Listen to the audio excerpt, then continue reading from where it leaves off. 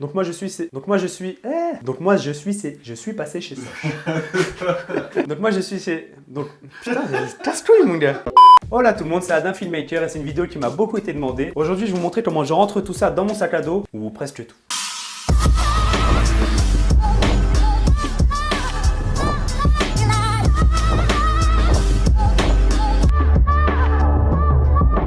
Tout d'abord, merci à mon poteau Lilton qui est juste derrière la caméra, qui m'a aidé à filmer cette vidéo parce que sans lui, il n'y aurait pas eu de vidéo vu que j'ai pas de caméra. Donc merci à toi poteau, ça fait plaisir. Alors on va commencer tout simplement par le sac. Donc le sac, lui c'est le Lowepro 450 Pro Tactique AW, enfin une référence.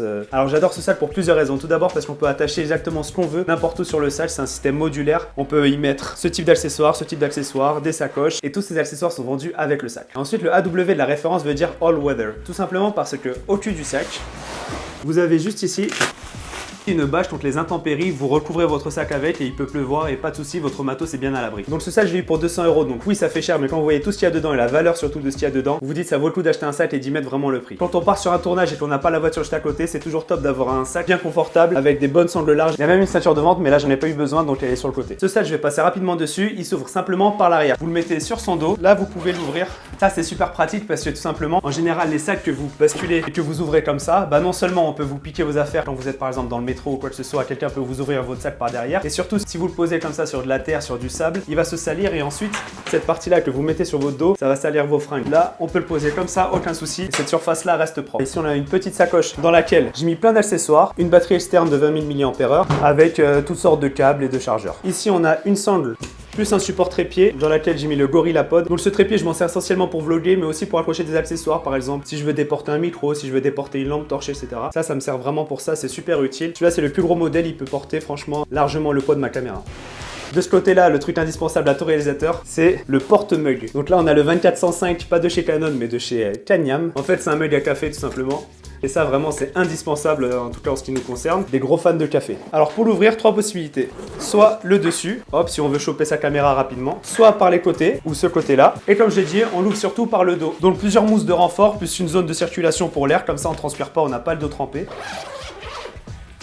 Hop. Alors ici, j'ai une première sacoche avec mon disque dur externe sur lequel je mets tous mes rushs en cours de tournage. On sait jamais, faut toujours sauvegarder ses rushs. Ensuite, on passe à la caméra principale. C'est le Sony Alpha 6500. Je vais passer rapidement sur toutes les spécifications. Donc en gros, il filme en 4K à 25 et 30 images par seconde. Il fait du Full HD à jusqu'à 120 images par seconde. Avec dessus le 1805 ouverture constante AF4 et une cage tout autour de protection de la marque SmallRig. Donc cette cage est super pratique pour caler tous ces accessoires. Donc moi, en général, je peux mettre mon micro, je peux mettre une torche, je peux mettre un moniteur sur le côté, etc. Tout ça est monté sur une plaque d'attache rapide Manfrotto. Donc en plus du 1805 comme objectif, j'ai le 35 mm 1.8. Donc un 35 mm sur APS-C, c'est l'équivalent 50 mm à peu près. Il ouvre un 1.8 donc super lumineux avec un beau flou d'arrière-plan. Tous les objectifs ici ils sont OSS, ça veut dire Optical Steady Shot. En gros, ça veut dire qu'ils sont stabilisés. L'Alpha 6500 également est stabilisé en interne sur 5 axes. Franchement, avec ces deux objectifs, je peux à peu près tout couvrir. 18-105 mm, j'ai du plan large comme du téléobjectif et j'ai mon 35 mm f1.8 pour faire tout ce qui est joli flou d'arrière-plan. Ensuite, qu'est-ce qu'on a? On a mon stabilisateur principal. Donc c'est le Zhiyun Crane 2 qui peut porter jusqu'à 3,2 kg. Je viens de l'avoir récemment. Je vous remets juste ici ma vidéo,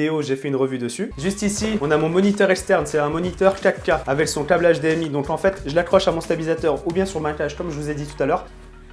Ici, on a une petite sacoche étanche et super solide pour toutes les cartes SD. Donc dedans, j'ai mes porte-cartes avec ici carte SD, carte micro SD. Moi, j'achète des cartes SanDisk dans la gamme extrême. Donc celles-là me permettent de filmer en 4K. Elles enregistrent jusqu'à 90 mégabits seconde. Elles sont U3, c'est le plus important à savoir. Donc 128 Go, ça c'est pour mon appareil photo. Je tiens largement toute une journée avec. Et pareil pour le drone, c'est une SanDisk extrême aussi, 64 Go. Ça suffit largement pour le temps de vol que j'ai en drone. Elles sont garanties à vie, garantie waterproof, rayon X-proof, enfin plein de trucs proof là.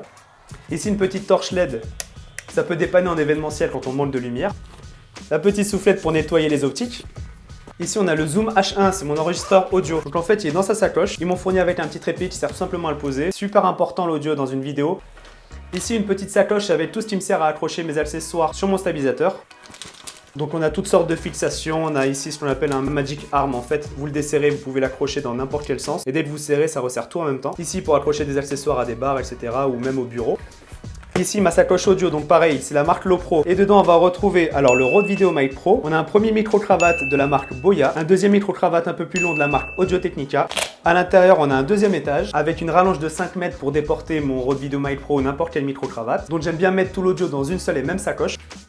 Dans cette sacoche maintenant j'ai tous mes différents chargeurs. Donc ça par exemple c'est le chargeur de mon moniteur externe, ça c'est mon chargeur de batterie pour la caméra et ça c'est mon chargeur de batterie pour le stabilisateur. Donc vous voyez que ces trois chargeurs là se branchent en USB, c'est pour ça que j'ai une batterie externe avec 3 ports USB de 20 000 mAh, comme ça je peux tout recharger pendant que je suis en tournage. Encore des trucs de ça. Ah gros c'est pas fini là. Là j'ai mon petit calepin dans lequel je note tout ce que mes clients veulent et mes rendez-vous, etc. Ensuite on va passer à cette partie là.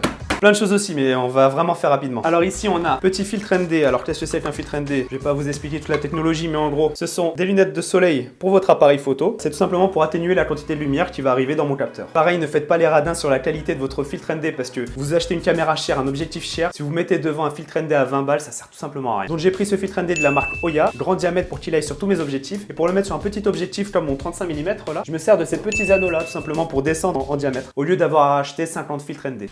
Donc ici on a un petit kit de nettoyage tout simplement pour nettoyer ces objectifs avec un petit plumeau là. Et ici un tampon. Il y a des lingettes microfibres, tout ça, mais je vous montre pas. Les caméras Sony, vous connaissez leur capacité de batterie, elles sont pourries. Du coup, on a pas mal de batterie quand on a une caméra Sony. Plus des piles en rab pour le micro, etc. Ensuite, ici à l'intérieur, on a le MacBook Pro, donc c'est le MacBook Pro 15 pouces avec Touch Bar de 2017 qui me sert pour tous mes montages et franchement j'en suis super content. Et aussi on a le petit iPad ici. Donc l'iPad il va me servir pour le drone. Donc rapidement je vous présente le drone. Hop là. C'est le DJI Phantom 4 Pro. Donc il est vendu dans cette boîte là, donc ils ont vraiment fait les choses bien. Parce qu'il arrive déjà dans une boîte de transport avec une poignée. Malheureusement l'iPad il est dans l'autre sac parce qu'il rentre pas là-dedans. Donc on va retrouver le drone en lui-même, fourni avec sa télécommande et des hélices de rechange. Je lui ai acheté 2 autres batteries et aussi je tenais à vous présenter ce produit là. Ce sont des filtres de la marque Polar Pro, ce sont également des filtres ND. Donc on a ND4, ND8, ND16. Ils sont également polarisants en plus d'être ND. Et enfin pour finir, le trépied avec le rail de travelling et sa tête fluide. Donc ça je vous dis rapidement la référence, c'est le 055 X Pro 3 de chez Manfrotto, marque italienne. Il est super costaud pour pouvoir tenir le travelling en bout comme ça sur un seul trépied et pas que ça bascule. Il vous faut un trépied lourd. Ce trépied il est en fibre de carbone de la marque Neewer. Je sais pas si vous connaissez mais c'est sur Amazon, c'est une sous-marque chinoise qui fait du super matos, vraiment pas cher, je crois celui-là il m'a coûté à peine 70 €. Et enfin on termine par la tête fluide, donc c'est la MV502 AH, vous verrez tous les liens de toute façon dans la description. Donc la tête fluide en vidéo est super importante, ça va nous permettre de faire des panoramas et des tilts super fluides, et le rail de travelling tout simplement pour se déplacer de gauche à droite. Donc voilà, bien sûr tout ce matos là je l'ai pas eu la première année où j'ai commencé à bosser, j'ai acheté mon matos petit à petit, d'abord j'ai acheté de l'entrée de gamme puis je suis monté en gamme, mais en tout cas surtout ne vous dites pas que vous avez besoin de tout ça pour bosser, on a commencé à travailler avec beaucoup moins de ça, je pense qu'il pourra en témoigner Lilton. Avec la bite et le couteau. Voilà, avec la bite et son couteau en gros comme on dit. Vous n'avez pas besoin de tout ça mais c'est vraiment des outils qui nous servent à travailler. En tout cas une fois que vous êtes professionnel, n'hésitez pas à investir dans du bon matos, ça vous durera des années et des années. Donc tout ce que vous avez vu dans cette vidéo se trouvera en description, je mettrai les liens juste en dessous. J'espère que cette vidéo vous a plu, mettez un pouce bleu si c'est le cas. Abonnez-vous si ce n'est pas encore fait, je vous dis à très bientôt pour la prochaine vidéo.